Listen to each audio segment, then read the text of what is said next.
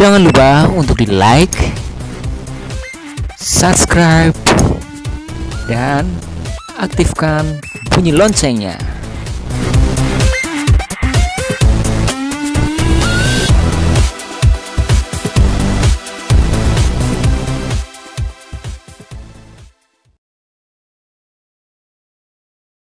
Assalamualaikum warahmatullahi wabarakatuh. Selamat pagi, apa kabar semuanya?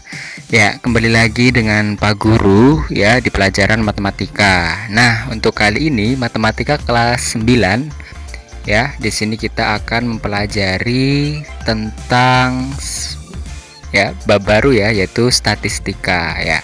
Ini sebenarnya materi kelas 8 semester 2 tetapi belum disampaikan. Nah, jadi Pak Guru sampaikan di kesempatan kali ini. Baiklah, pada materi statistika kali ini ya, di bagian yang pertama ini kita nanti akan belajar mengenal statistika dan penyajian data. Nah, tujuan dari pembelajaran ini adalah nantinya kalian semua diharapkan bisa tahu apa itu data, apa itu statistika gitu ya, dan jenis-jenis daripada penyajian data itu seperti apa saja ya.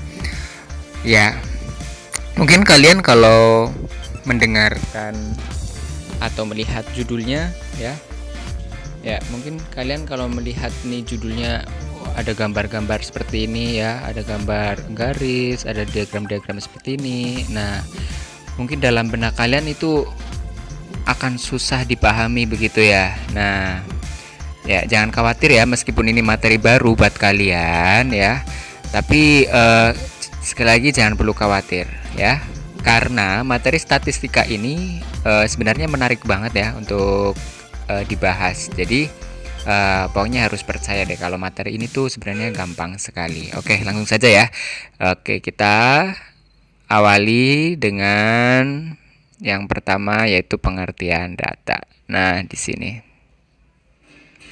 pengertian data ya. Data adalah kumpulan informasi yang diperoleh dari suatu pengamatan. Nah, informasi ini bisa berupa angka, lambang, atau keadaan objek yang sedang diamati. Jadi seperti ini. Misalnya suatu hari nih kalian melakukan sebuah percobaan, contohnya di sekolah melakukan percobaan biologi nih. Nah, kalian tuh disuruh mengamati pertumbuhan tanaman kacang hijau. Pernah toh ya? Jadi kalian disuruh mengamati pertumbuhan tanaman kacang hijau. Jadi nanti setiap hari ya, atau setiap beberapa hari sekali kalian suruh melihat perkembangan ya atau pertumbuhan daripada kacang hijau tadi ya. Jadi nanti kalian amati pertumbuhannya ya. Nah, dari hasil pengamatan itu diperoleh catatan angka, yaitu angka panjangnya daripada batang tanaman kacang hijau. Nah, angka-angka itulah yang kita sebut sebagai data. Jadi seperti itu ya. Ya, selanjutnya ya. Ya, selanjutnya nih ya. Berdasarkan jenisnya, data dikelompokkan menjadi dua ya, yaitu yang pertama data kualitatif. Nah, data kualitatif ini merupakan data yang menunjukkan sifat atau keadaan suatu objek dan tidak bisa diukur secara numerik ya. Di sini Pak Guru sengaja garis bawahi dan kasih tanda miring ya. Tidak bisa diukur secara numerik atau dengan angka ya. Itu untuk kualitatif. Contohnya, data kualitas kacang hijau tahun 2020 yang kurang baik ya. Jadi seperti ini. Ya, data itu tuh menunjukkan keadaan kacang hijau yang kurang baik kan? Ya, tadi Pak Guru contohkan itu ya. Nah, tapi di sini kita nggak bisa mengukur keadaan kurang baiknya itu dengan angka, iya kah tidak? Nah, itu yang namanya contoh daripada data kualitatif, tidak bisa diukur secara numerik. Nah, selanjutnya yang kedua, data kuantitatif ya. Data kuantitatif ini merupakan data yang menunjukkan ukuran suatu objek ya disajikan dalam bentuk angka nih, Pak Guru garis bawah dan Pak Guru miringkan nih, disajikan dalam bentuk angka ya. Dan nilainya dapat berubah-ubah ya. Contohnya data pertumbuhan panjang tanaman kacang hijau ya, sampai sini ya. Oke, seperti itu. Ya. Ya, jadi dari data yang kita amati ya, contohnya tadi, dari data yang kita amati, kita bisa mengetahui perubahan panjang daripada batang kacang hijau dari angka yang kita peroleh. Nah, setelah data terkumpul, data itu kemudian akan disusun, diolah, terus dianalisis gitu kan, untuk diperoleh sebuah kesimpulan. Nah, ilmu yang mempelajari bagaimana cara mengumpulkan, menyusun, menyajikan, menganalisis, dan mempresentasikan data, itu yang kita sebut dengan statistika ya. Ya. Jadi ya, apa itu statistika? Nah, di sini ya.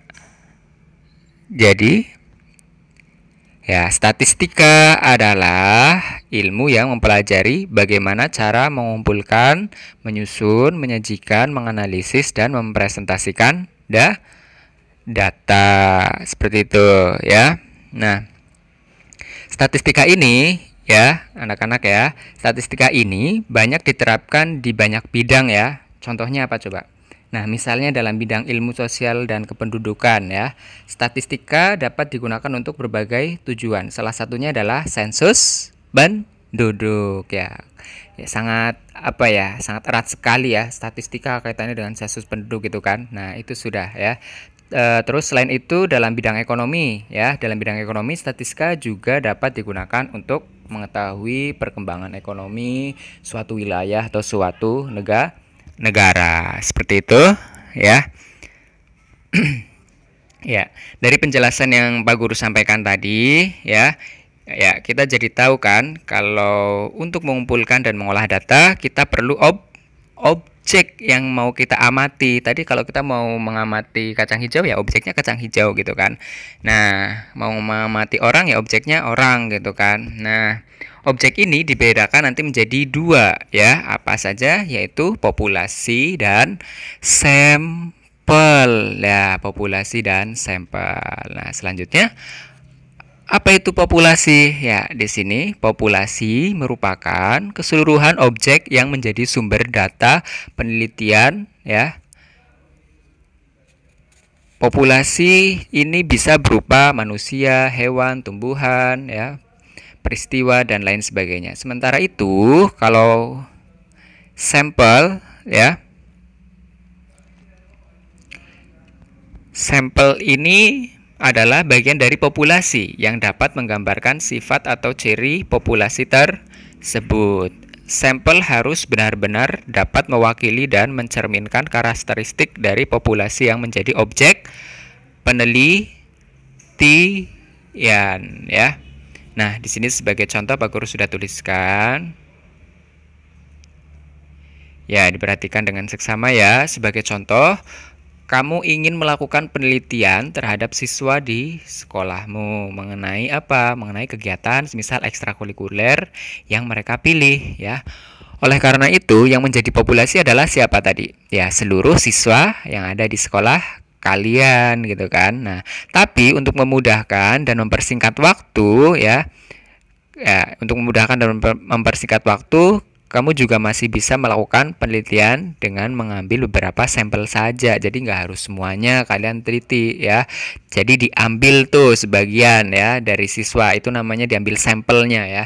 Nah, asal sampel itu apa? Masih mewakili populasi yang menjadi objek penelitian kalian. Misalnya yang menjadi sampel adalah teman-teman sekelasmu begitu ya. Tidak semua siswa kalian kalian amati atau kalian teliti seperti itu ya. Nah, sejauh ini ya, paham kan tentang materi yang Pak Guru sampaikan? Ternyata mudah kan? Nah, kita lanjut ke pembahasan selanjutnya ya. Ya, sebelumnya sudah diberitahu kalau setelah data terkumpul, maka langkah selanjutnya adalah menyusun atau menyajikan data. Nah, penyajian data ini bertujuan untuk menyederhanakan bentuk dan jumlah data sehingga dapat mudah dipahami oleh pembaca. Nah, terdapat berapa cara untuk menyajikan data ya? Ada berapa coba? Ada dua ya. Ada dua ya, yaitu tabel dan diagram nih. Dua cara untuk menyajikan data yaitu dalam bentuk tabel dan diagram ya di sini nih. Nah, penyajian data dalam bentuk tabel ya. Tabel merupakan susunan data dalam bentuk baris dan kolom. Ya, penyajian data dalam bentuk tabel berarti mengumpulkan data-data ke dalam kelompok yang sama pada suatu baris atau kolom. Sehingga setiap kelompok memiliki frekuensi jumlah ya. Ya, frekuensi atau jumlah. Baik, perhatikan di sini contohnya nih tabel. Di sini apa? Tabel data es krim yang disukai siswa. Nih contohnya ada 10 siswa di sini. Ya, atas nama siapa di sini ya? Ada Adi, Bimo, Ratu, Dimas, Fahri, Hani, Nurul, Adani, Teddy, Gina ya. Nah, dia suka rasa es krim apa? Ada coklat, stroberi, vanila gitu kan. Nah, dan sebagainya. Nah, ini adalah tabel data es krim yang disukai oleh siswa.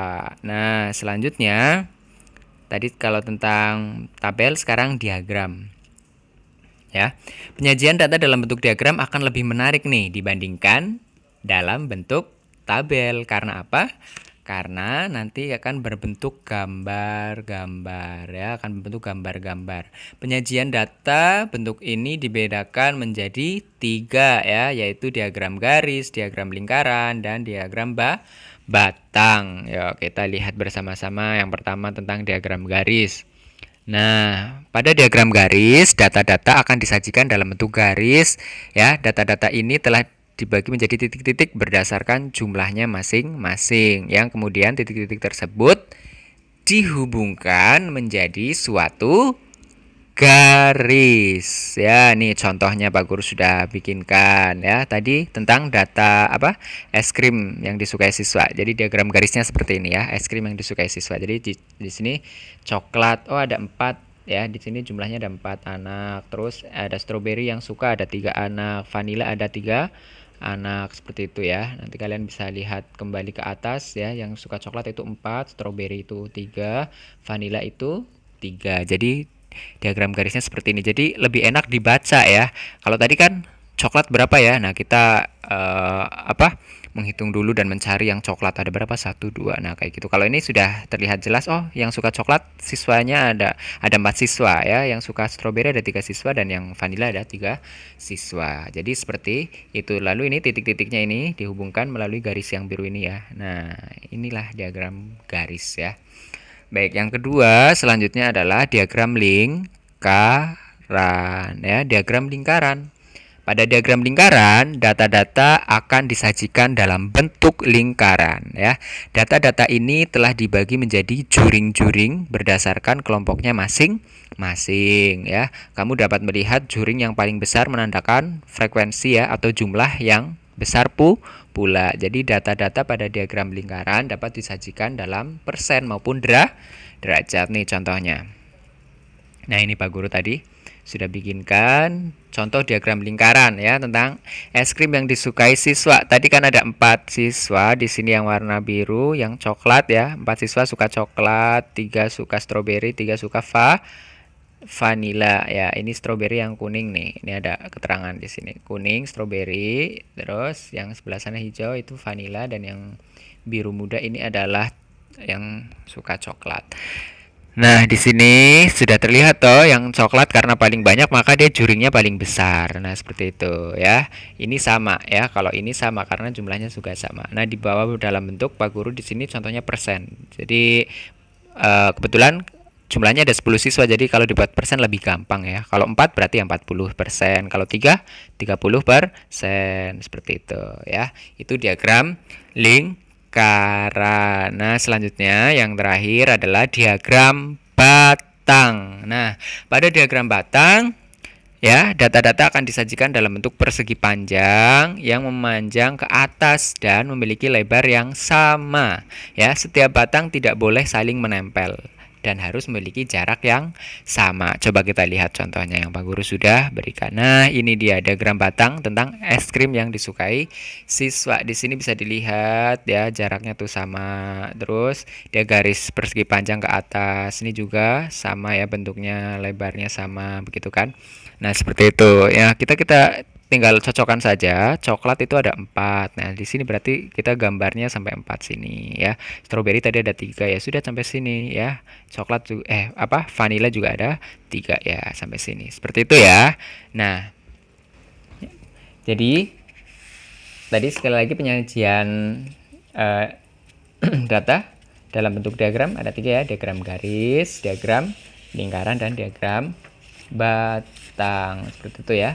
Bagaimana ya? Mudah bukan ya? Jadi ternyata tidak susah ya. Ya, tidak susah ya, seperti yang kalian pikirkan. Pokoknya ini gampang sekali materinya ya. Oh ya, untuk materi statistika yang ini belum selesai loh ya. Ini baru materi awalnya saja. Nah, bagaimana? Kelihatannya sudah menarik sekali ya. Nah, untuk itu tunggu video pembelajaran selanjutnya dari Pak Guru ya. Kita akan membahas nanti kaitannya dengan ya ukuran pemusatan data, atau kita nanti akan mencari rata-rata ya, modus dan sebagainya ya. Oke, dari Pak Guru cukupkan sekian ya. Ya, dari Pak Guru cukupkan sekian, dan Pak Guru ucapkan terima kasih untuk semuanya. Ya, tetap semangat belajar ya di masa seperti ini. Pokoknya jangan patah semangat ya. Salam sehat untuk semuanya. Semoga kita selalu dalam lindungan Tuhan Yang Maha Esa. Dari Pak Guru cukupkan sekian. Selamat pagi dan wassalamualaikum warahmatullahi wabarakatuh.